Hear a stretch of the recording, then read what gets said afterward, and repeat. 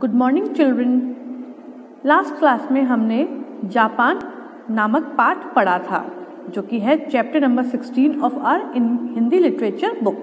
तो चलिए अब इसी चैप्टर को आगे बढ़ाते हुए हम इस चैप्टर में दिए गए शब्दार्थ और उसमें दी गई कुछ एक्सरसाइजेस को सॉल्व करते हैं। सबसे पहले हमें क्या करना है? सबसे पहले हमें शब्दार्थों को लर्न करना है। तो चलिए मेरे साथ साथ आप लोग भी याद करिए। लगन, पहला वर्ड क्या है? पहला वर्ड है लगन।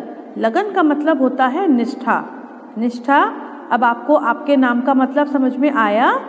निष्ठा मतलब होता है डेडिकेशन, मतलब हम किस काम को करने के लिए कितनी ज़्यादा डेडिकेट हैं, कितनी ज़्यादा तत्परता से, कितनी ज़्यादा लगन से हम किसी काम को पूरा करते हैं।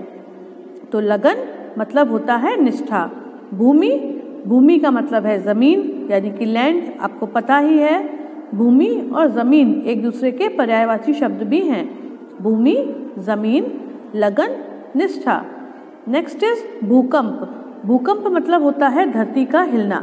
इंग्लिश में बोलते हैं इसको अर्थक्वेक। क्या बोलते हैं? अर्थक्वेक। तो भूकंप मतलब होता है धरती का हिलना। अभी मैंने आपको बताती हूँ कि धरती का हिलना क्या होता है। जब भूकंप आता है तो किसी भी देश में कोई भी बिल्डिंग जो होती हैं वो सब टूट जाती हैं, सड़कें फट जाती हैं, सब कुछ तहस नहस हो जाता है, बर्बाद हो जाता है। तो भूकंप होता है धरती का हिलना।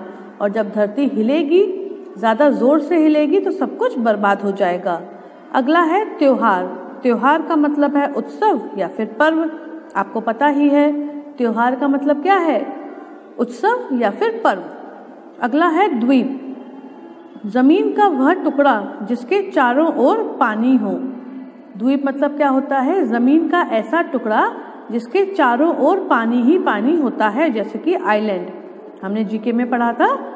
द्वीप मतलब क्या होता है? जमीन का वह टुकड़ा जिसके चारों ओर पानी ही पानी होता है, बीच में होती है जमीन और उसके जहाँ कहीं भी देख लो आपको पानी ही पानी दिखाई देगा। नुकसान मतलब हानि। नुकसान का मतलब क्या होता है? नुकसान का मतलब होता है हानि यानी कि लॉस। और पारंपरिक, पारंपरिक मतलब जो बहुत समय से चलन में हो। पारंपरिक मतलब क्या है? जो बहुत समय से चलन में हो, जिसको हम इंग्लिश में बोलते हैं ट्रेडिशनल। जो काफ़ी टाइम से उसी सिचुएशन में, उसी कंडीशन में, उसी तरीके से हम करते आ रहे हैं, उसको हम बोलते हैं पारंपरिक। तो चलिए एक बार दोबारा से रिवाइज कर लेते हैं। लगन, निष्ठा, भूमि, जमीन, भूकंप, धरती का हिलना, त्योहार, उत्सव या फिर पर्व, द्वीप, जमीन का वह टुकड़ा जिसके चारों ओर पानी हो, नुकसान, हानि, पारंपरिक, जो बहुत समय से चलन में हो। अब देखते हैं इसकी एक्सरसाइजेस। पहली है हमारी मौखिक प्रश्न, मतलब कि ओरल क्वेश्चंस। तो चलिए देखते हैं इसमें कौन कौन से क्वेश्चन पूछे गए हैं। पहला है जापान कैसा देश है? जापान जो देश है वह कैसा देश है? तो आंसर में आप क्या लिखेंगे? जापान छोटा लेकिन धनवान देश है। धनवान मतलब होता है अमीर। धनवान मतलब क्या होता है? अमीर। और जापान जो है वो अपनी मेहनत और ईमानदारी से अमीर हुआ है। तो जापान कैसा देश है? जापान है छोटा लेकिन अमीर देश है। जापान के लोग भूमि पर क्यों सोते हैं? बताइए, जापान के लोग भूमि पर क्यों सोते हैं? जापान के लोग भूमि पर इसलिए सोते हैं क्योंकि वहाँ के घर लकड़ी के बने हुए होते हैं और वो अपने घरों को हल्का ही रखते हैं ताकि भूकंप आने पर उनके जान माल और उनके सामान को ज़्यादा नुकसान ना हो, इसीलिए वे लोग भूमि पर सोते हैं। तो इसका प्रॉपर आंसर हम कैसे देंगे? जापान के घर के भीतर बहुत कम सामान होता है, इसीलिए जापान के लोग भूमि पर सोते हैं। थर्ड है जापान फूलों का देश क्यों कहलाता है? मतलब क्या है इसका? कि जापान को हम फूलों का देश क्यों कहते हैं? जापान को हम फूलों का देश इसलिए कहते हैं क्योंकि सभी जापानवासी अपने घरों के आसपास फूल पौधे अवश्य लगाते हैं, इसीलिए हम जापान को फूलों का देश कहते हैं। मतलब जापान में ज़्यादातर लोग अपने घरों के आसपास कई तरीके के फूल और पौधे उगाते हैं। जब सब जगह फूल पौधे होंगे तो किसी भी देश को या किसी भी जगह को फूलों का देश या फूलों का शहर कहा जाएगा, इसीलिए जापान को भी हम फूलों का देश कहते हैं। नेक्स्ट है बहुवैकल्पिक प्रश्न। क्या है? बहुवैकल्पिक प्रश्न, मतलब कि एमसीक्यूज आपको पता ही होगा इसमें आपको क्या करना होता है। चलिए, पहला है जापान के लोग किसके घर बनाते हैं? जो जापान में लोग रहते हैं उनके घर किस चीज़ से बने हुए होते हैं? ऑप्शन हमारे पास है ईंट और सीमेंट के, लकड़ी के या फिर पत्थर के। बताइए। Very good. जापान के लोगों के घर लकड़ी के बने हुए होते हैं क्योंकि वहाँ पर भूकंप आते रहते हैं और घर हल्का होगा तो भूकंप आने पर जब घर टूटेगा तो लोगों का नुकसान कम होगा, उनके सामान का नुकसान कम होगा। जापानी घास की चटाई को क्या कहते हैं?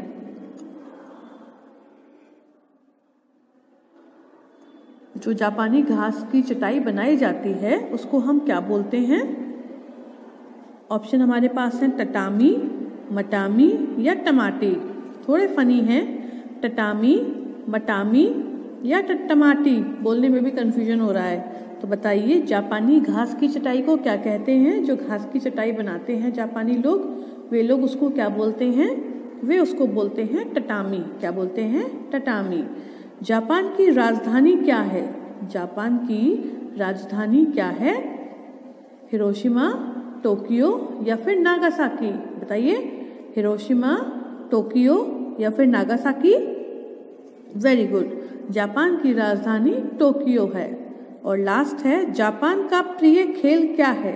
जापान के लोग जिस खेल को ज़्यादा खेलते हैं उस खेल का नाम क्या है? ऑप्शन हमारे पास हैं बेसबॉल, फुटबॉल या फिर क्रिकेट। बताइए। बेसबॉल, फुटबॉल या फिर क्रिकेट? हाँ, जापान का प्रिय खेल है बेसबॉल। क्या है? बेसबॉल। अब हम देखते हैं इसकी आगे की एक्सरसाइजेज। तो पहला क्वेश्चन है जापान कहाँ बसा है? आपको ये बताना है जापान जो देश है वो कहाँ पर बसा हुआ है। तो इसका आंसर क्या होगा? जापान समुद्र के छोटे छोटे द्वीपों पर बसा हुआ है। जैसे कि हमारा इंडिया जो है, भारत, वो पूरा एक लैंड है, ठीक है, पूरा एक लैंडमास है। लेकिन जो जापान है वो ऐसा नहीं है, वो समुद्रों के बीच में छोटे छोटे द्वीपों में बसा हुआ है और कई सारे द्वीपों को मिलाकर जापान बना हुआ है। ठीक है, तो अब हम देखते हैं सेकंड।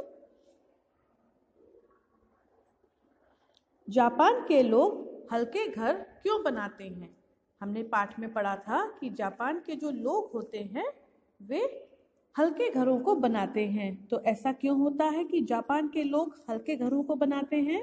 क्योंकि जापान में भूकंप आते रहते हैं, इसीलिए जापान के लोग हल्के घर बनाते हैं ताकि जब भी कभी वहाँ पर भूकंप आए तो घरों के गिरने से उनके जान माल का नुकसान कम से कम हो। तो हम आंसर में क्या लिखेंगे? जापान में भूकंप आते रहते हैं, इसीलिए जापान के लोग हल्के घर बनाते हैं। थर्ड है जापानियों का प्रिय खेल क्या है? मतलब कि उनका फेवरेट गेम, स्पोर्ट्स क्या है? तो जापानियों का प्रिय खेल बेसबॉल है। आंसर यही है हमारा कि जापानियों का प्रिय खेल बेसबॉल है। फोर्थ क्वेश्चन है जापान की मुद्रा क्या है? मुद्रा मतलब होता है करेंसी। आप लोगों को याद ही होगा जापान की मुद्रा क्या है? जापान की मुद्रा येन है। ओके, और अब ये लास्ट है हमारा, हमें जापानियों से क्या सीखना चाहिए कि जापानियों में ऐसी क्या बात होती है, ऐसी क्या आदत होती है जो हमें जापानियों से सीखना चाहिए। हमें जापानियों से मेहनत करना और ईमानदारी सीखनी चाहिए। जापानी लोग जो होते हैं वे बहुत ही ज़्यादा मेहनती होते हैं और ईमानदार होते हैं। तो हमको जापानियों से क्या सीखना है? हमको जापानियों से मेहनत करना और ईमानदारी, ये दोनों गुण सीखने हैं। अब हम देखते हैं अपना नेक्स्ट एक्सरसाइज जो कि है सोचकर बताइए, HOTS हॉट्स। तो इसका क्वेश्चन है भूकंप आने पर क्या होता है? जब किसी भी देश में भूकंप आता है तो वहाँ पर क्या होता है? भूकंप आने पर हमने आंसर छोटा रखा है बट मैं आपको एक्सप्लेन कर देती हूँ। आंसर में हमने रखा है भूकंप आने पर जान माल का नुकसान होता है, लेकिन वाकई में होता क्या है? जब भूकंप आता है तो जितनी भी बिल्डिंग्स होती हैं, जितनी भी सड़कें होती हैं, सब कुछ टूट जाती हैं, फट जाती हैं और जो बिल्डिंग्स होती हैं टूटने के बाद वे ज़मीन पर गिरती हैं तो लोग उसके नीचे दबकर मर जाते हैं, उनका जो सामान होता है वो खराब हो जाता है, बर्बाद हो जाता है, नष्ट हो जाता है। जितनी भी सड़कें होती हैं वे फट जाती हैं, दे स्प्लिट इनटू टू, वे 2 टुकड़ों में बट जाती हैं। तो पूरा देश ध्वस्त हो सकता है भूकंप आने पर। तो हमने सिंपल लैंग्वेज में लिखा है भूकंप आने पर क्या होता है। भूकंप आने पर जान माल का नुकसान होता है, ये आपको लिखना है, ठीक है। और लास्ट एक्सरसाइज है सही शब्दों द्वारा रिक्त स्थान भरिए। नीचे एक सेंटेंस दिया है जो कि इनकम्प्लीट है और बगल में आपको 2 ऑप्शंस दिए गए हैं एज आंसर्स। इनमें से एक ऑप्शन एज एन आंसर आपको फिल करना है। तो चलिए एक फर्स्ट सेंटेंस को पढ़ते हैं। जापान एक छोटा किंतु डैश देश है। अभी हमने देखा था कि जापान जो है वो एक छोटा तो है लेकिन कैसा देश है। ऑप्शन है गरीब या फिर धनवान। बताइए जापान कैसा देश है। धनवान। तो हम यहाँ पर लिख देंगे धनवान। जापान एक छोटा किंतु धनवान देश है। जापान में डैश आते रहते हैं। जापान में क्या चीज आती रहती है। ऑप्शन हमारे पास है भूकंप या फिर बाढ़। बताइए आपने चैप्टर पढ़ा है और अभी इसके बारे में हमने समझा भी था। बताइए क्वेश्चन आंसर्स में जापान में डैश आते रहते हैं भूकंप। तो आंसर में हम क्या लिखेंगे भूकंप। जापान में भूकंप आते रहते हैं। Third one is Japan dash का देश कहलाता है। जापान को हम किसका देश बोलते हैं। ऑप्शन है फूलों का या फिर फलों का। बताइए जापान को हम किस चीज का देश बोलते हैं, फूलों का या फलों का। हाँ फूलों का, क्योंकि वहां पर जितने भी लोग हैं वे अपने घरों के आसपास फूल पौधे जरूर लगाते हैं। आपको पता है चैप्टर में आपने पढ़ा भी होगा कि जापान को उगते सूरज का देश भी कहा जाता है। क्या कहा जाता है। उगते सूरज का देश। और लास्ट है जापान की राष्ट्रभाषा क्या है। जापान की राष्ट्रभाषा क्या है। ऑप्शन हमारे पास है जापानी या फिर अंग्रेजी। बताइए जापान की राष्ट्रभाषा क्या है। हाँ जापान की राष्ट्रभाषा है जापानी। तो चलिए इन चारों सेंटेंसेस को एक बार पढ़ लेते हैं। जापान एक छोटा किंतु धनवान देश है। जापान में भूकंप आते रहते हैं। जापान फूलों का देश कहलाता है और जापान की राष्ट्रभाषा जापानी है। राइट। तो these are the exercises that you have to do in your notebook. कौन कौन सी। शब्दार्थ, बहुवैकल्पिक प्रश्न, प्रश्नोत्तर, सोचकर बताइए और सही शब्दों द्वारा रिक्त स्थान भरिए। ठीक है। That's all for today. Good bye.